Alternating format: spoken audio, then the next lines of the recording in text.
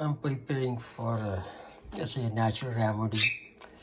It's good for stomach and to clean fat from body. It's very easy to prepare that. This is 2 lemon. I wash it. I'm gonna put it in the clean bottle right here. Only 4 things. I'm making 2 lemon and I cut it in pieces. So this is a garlic I peeled, just 1 big clove or 2 medium should be fine. And this is 6 spoons of olive oil right here, olive oil.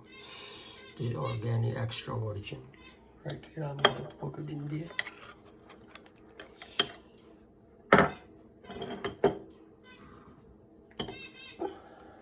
I will leave it 10 to 12 hours. This is 2 spoons of honey right here. Honey, I'm using this 2 spoons.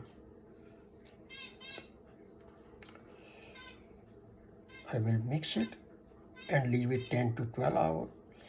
It's good to take 1 spoon morning empty stomach or night time before sleeping, or midday also, anytime can be. No side effect actually. If somebody allergic to anything, they should not take it. So it's only 4 ingredients in there. So I will leave it 10 to 12 hours in the refrigerator, outside the refrigerator, both ways fine.